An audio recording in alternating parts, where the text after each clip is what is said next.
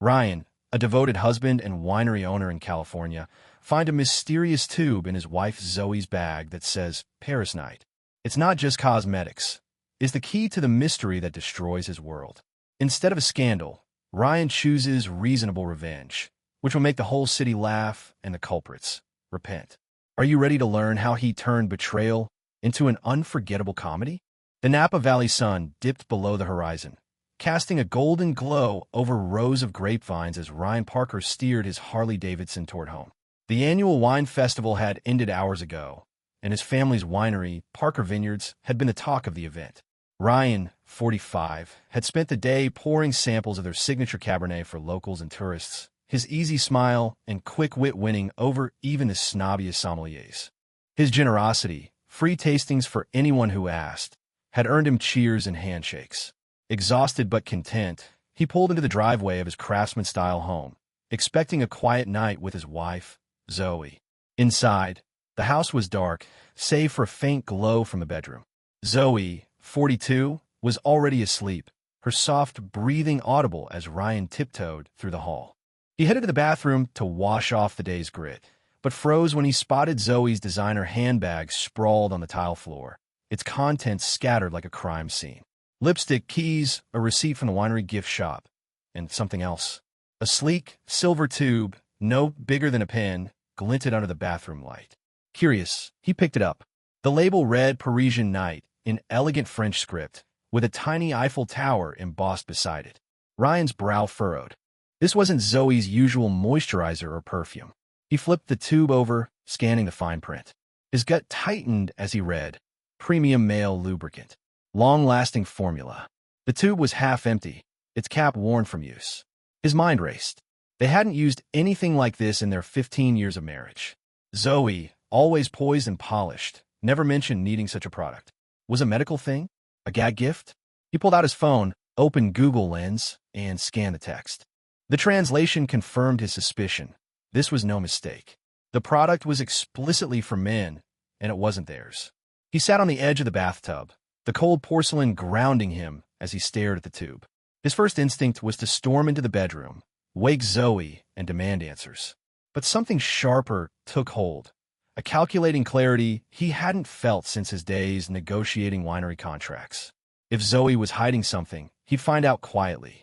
No confrontation, not yet.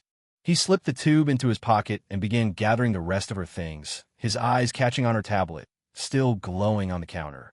The screen displayed a grid of app folders, neatly labeled Work, Leisure, Groceries. Groceries? Zoe never used apps for shopping. She insisted on hand-picking produce at the local market, dragging Ryan along for the ride. His thumb hovered over the tablet.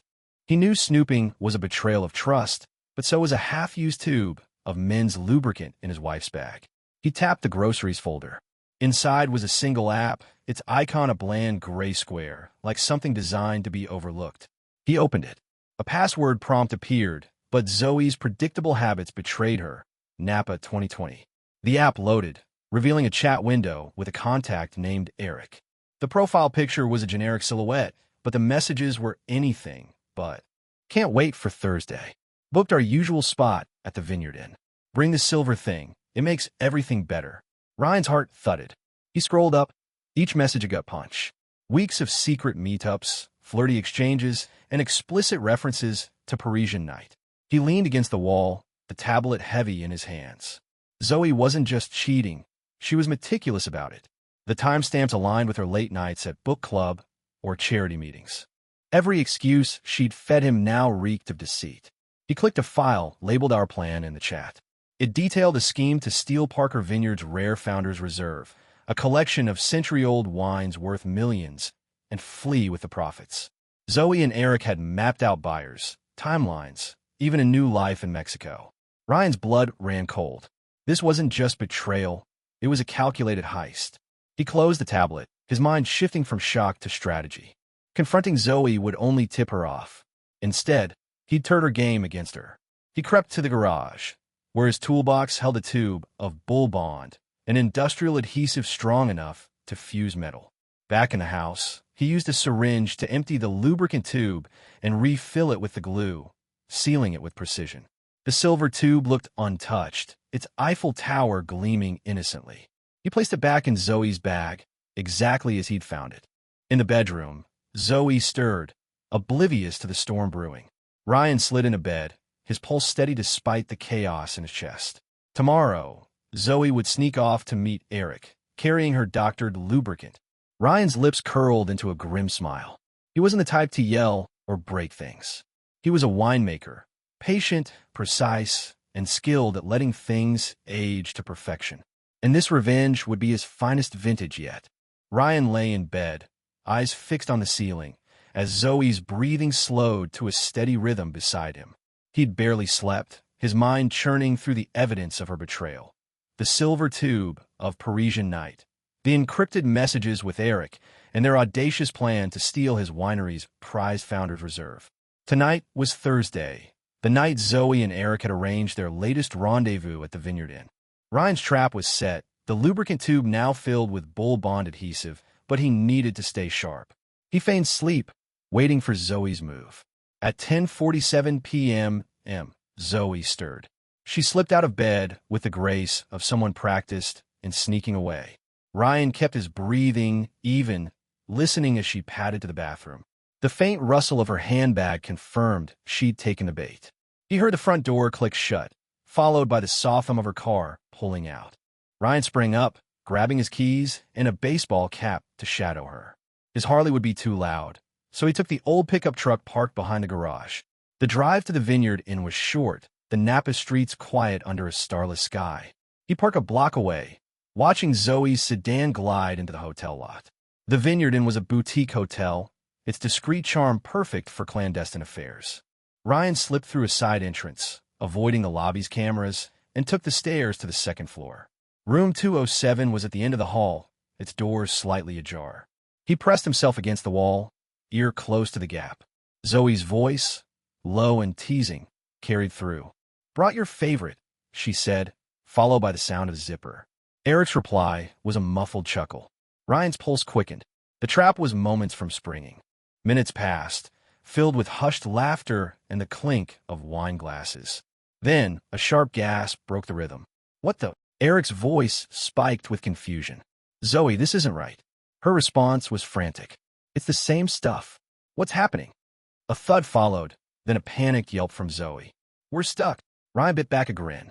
The Bull Bond was doing its job, turning their illicit encounter into a nightmare. Eric's voice rose, edged with pain. "Don't move. It's making it worse." Zoe's reply was a mix of fear and disbelief. "This can't be happening." Ryan pulled out his burner phone, a cheap prepaid device he'd bought that morning. He dialed the local fire department, pitching his voice to mimic a concerned elderly neighbor. "Hello, there's a terrible commotion at the Vineyard Inn, room 207. Sounds like someone's trapped, screaming for help. Please hurry." He hung up before they could ask questions, then retreated to the stairwell, where he could watch the hall through a crack in the door. The chaos unfolded faster than he'd expected. Within 10 minutes, sirens wailed outside. Firefighters stormed the hallway, their boots thumping against the carpet, followed by paramedics wheeling a stretcher. A crowd of hotel guests gathered, phones already recording. The door to 207 burst open with a crack, and a firefighter's voice boomed. "What in God's name?" Zoe's desperate plea cut through. "Just help us, please." Eric's groans mixed with the paramedics' urgent instructions. "We need a bigger stretcher. Connect two," someone shouted. Ryan peered through the crack, catching a glimpse of Zoe and Eric, tangled under a thin sheet, being maneuvered onto a double-wide stretcher. The crowd's gasps and stifled laughter echoed as phones flashed, capturing every humiliating second. Ryan slipped out the side exit before the paramedics rolled the stretcher toward the elevator. He jogged to his truck, heart pounding with a mix of adrenaline and grim satisfaction. The plan had worked better than he'd imagined. He drove home, parking the truck in its usual spot, and poured himself a glass of Founder's Reserve. The wine's rich, oaky notes grounded him as he opened his laptop and logged into a dummy social media account. A quick search revealed the first videos already surfacing on TikTok, tagged #NapaNightmare. Grainy footage showed Zoe and Eric, faces unmistakable, being wheeled out under the sheet, their expressions a mix of pain and mortification. Comments poured in. "Is that Zoe Parker?" "No way. The Winery Lady? By midnight, the clips had thousands of views. Ryan leaned back, sipping his wine, as notifications pinged. The internet was merciless, and Napa's gossip mill was already churning. Zoe's carefully curated image, charity organizer, perfect wife, was crumbling. But Ryan wasn't done. He opened the encrypted app on his laptop, using Zoe's cracked password.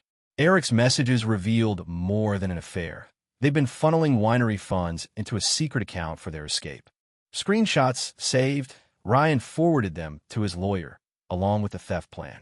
This wasn't just personal, it was criminal. He closed the laptop and glanced at the clock.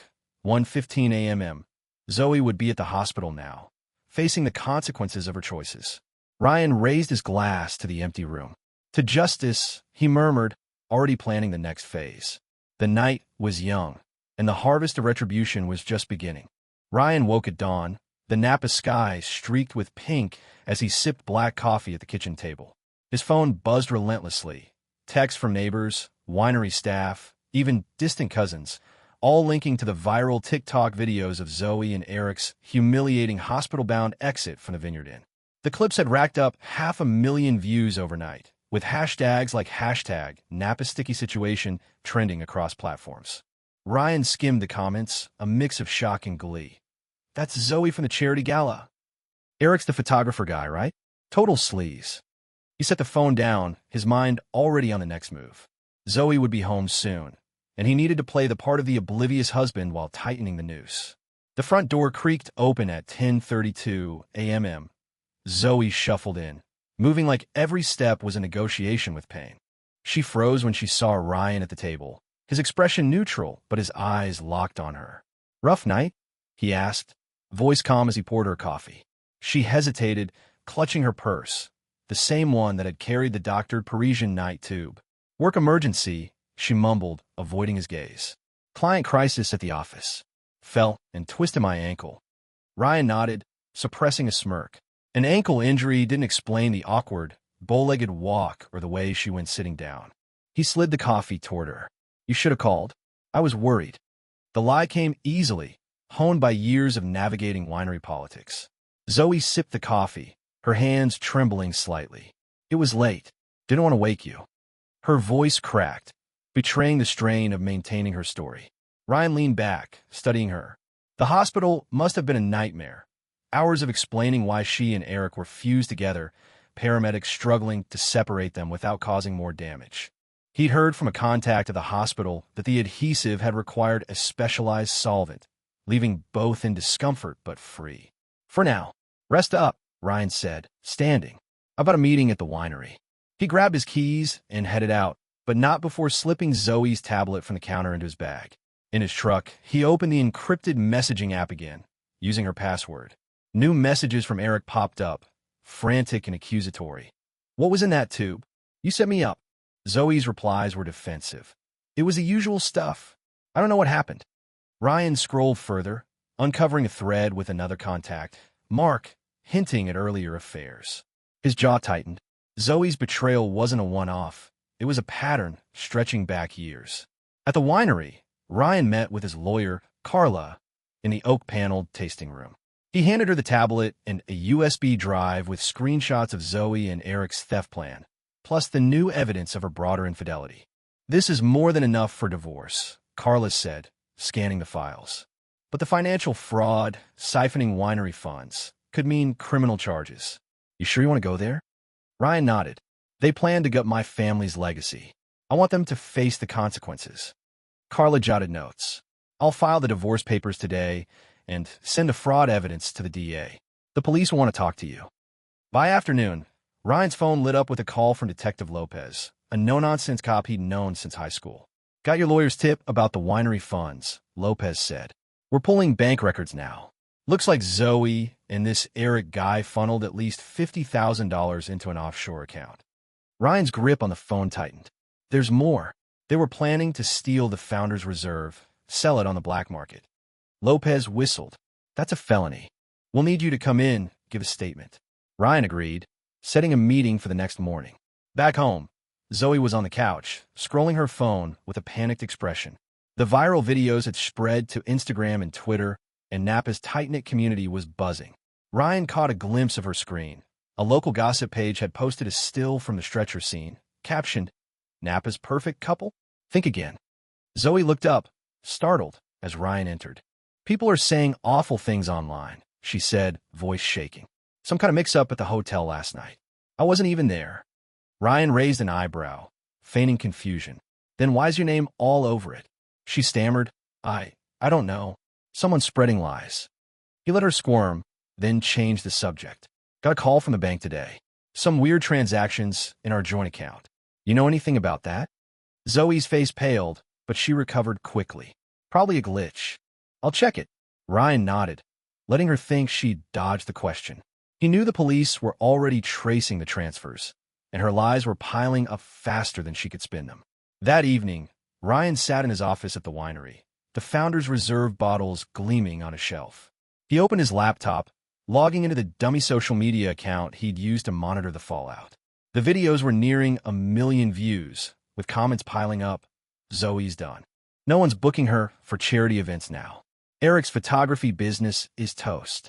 Ryan's contact at the hospital texted, "Eric's got an infection from the solvent procedure. He's stuck in the hospital for a few days."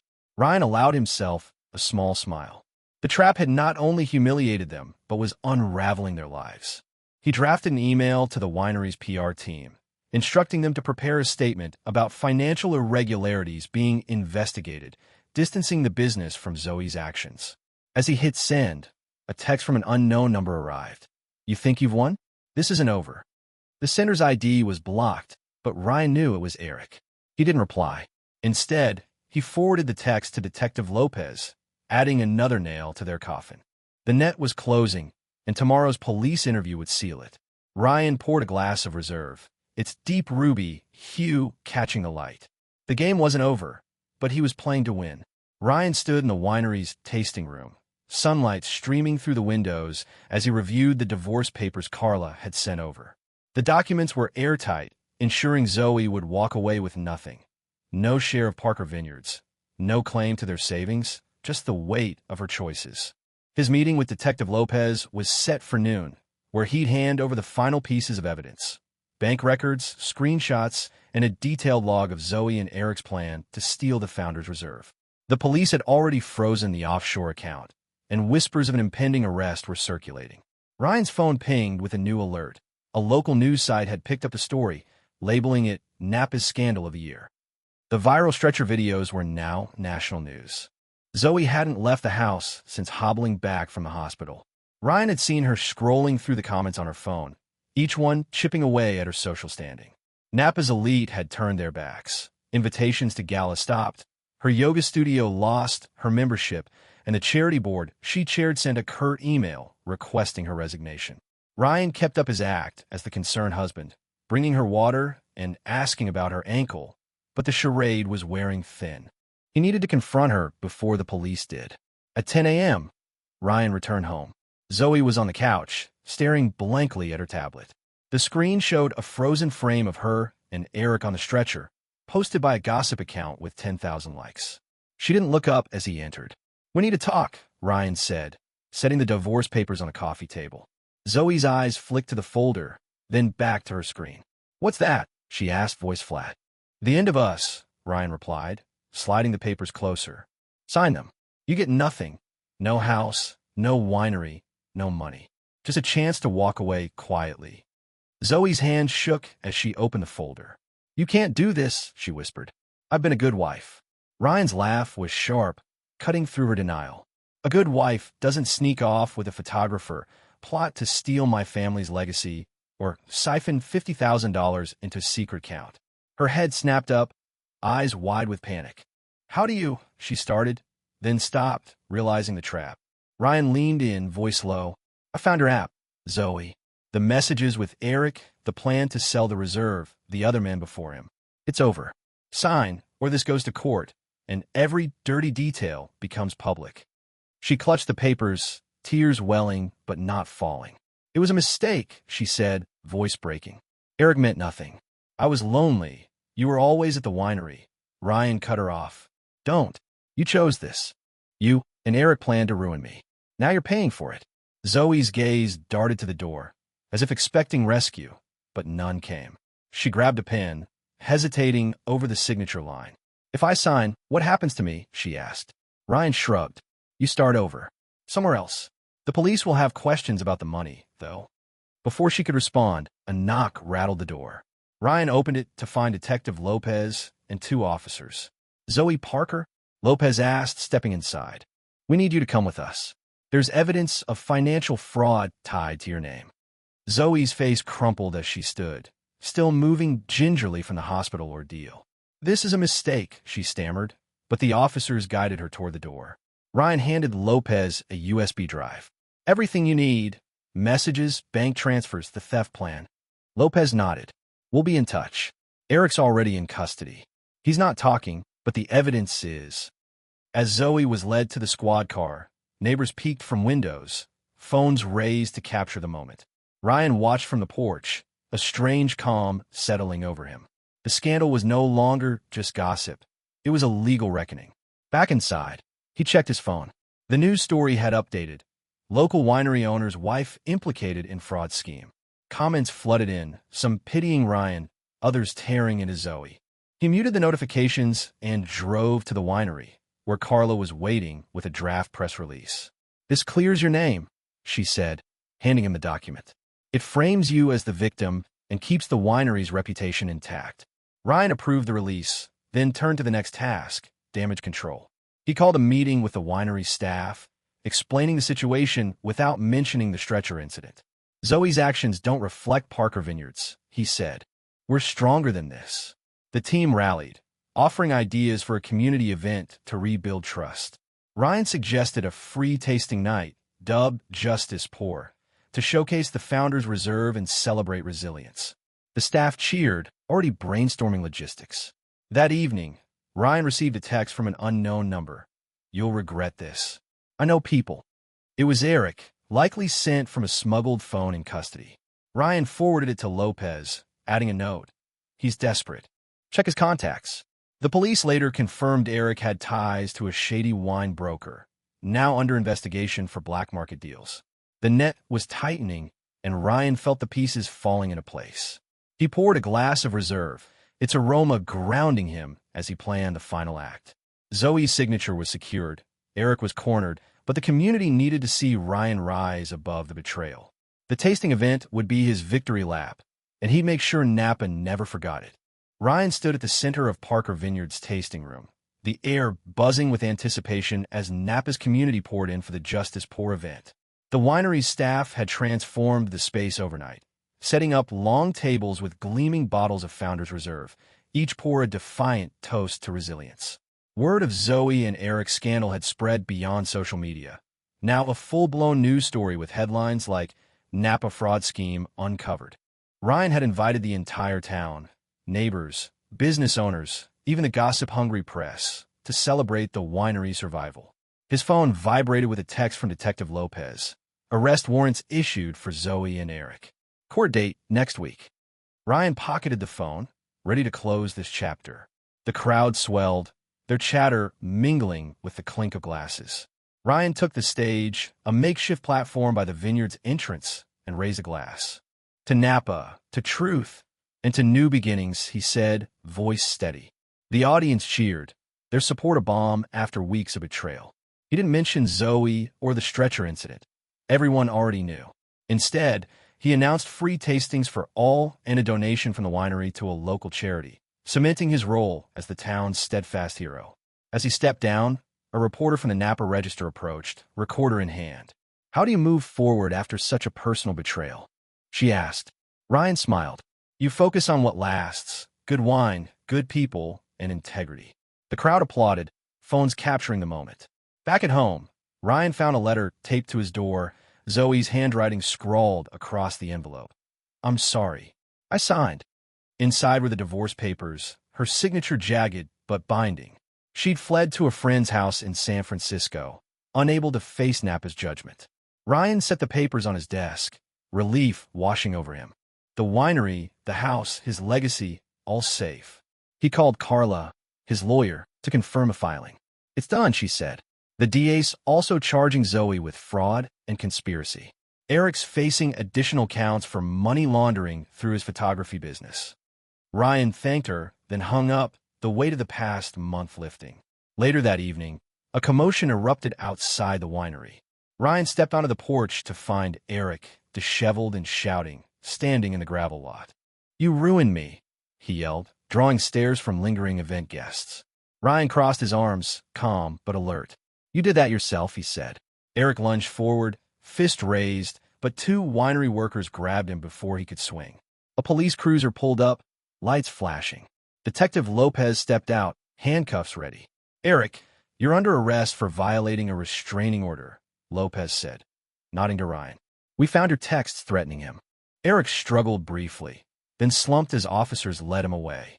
Guests whispered, some filming, ensuring Eric's final outburst joined the viral saga. The next morning, Ryan met Lopez at the station to review the case. The police had seized Eric's laptop, uncovering a network of illicit wine deals tied to Zoe's offshore account. "This goes deeper than we thought," Lopez said. "They were working with a broker in L.A. to fence your reserve." Ryan handed over a USB drive with additional chat logs he'd found on Zoe's tablet, detailing her coordination with the broker. "That should wrap it up," he said. Lopez nodded. "They're looking at years behind bars." Ryan returned to the winery, where preparations for a new vintage were underway. He walked the vineyard rows, the scent of ripening grapes grounding him. The scandal had tested him, but he'd emerged stronger, his business thriving, his reputation intact. That afternoon, he rode his Harley-Davidson through the valley, the engine's roar a reminder of his freedom. At a hilltop overlooking the vines, he stopped, pulling a small bottle of Founder's Reserve from his saddlebag. He poured a splash onto the earth, a tribute to his grandfather who'd built the winery, and raised the bottle. "To justice," he said, drinking deeply. The Napa Register ran a front-page story the next day. Parker Vineyards triumphs amid scandal. It praised Ryan's resilience and the winery's community spirit, while Zoe and Eric's names became synonymous with disgrace. Social media moved on to new dramas, but Napa remembered. Ryan hosted weekly tastings, each event packed with loyal customers. Zoe sent one last email, begging for forgiveness, but Ryan didn't reply. She'd made her choices. He'd made his. As he locked the winery that night, a text from Carla arrived. "Divorce finalized. You're free." Ryan smiled, stepping into the cool Napa evening, ready for whatever came next.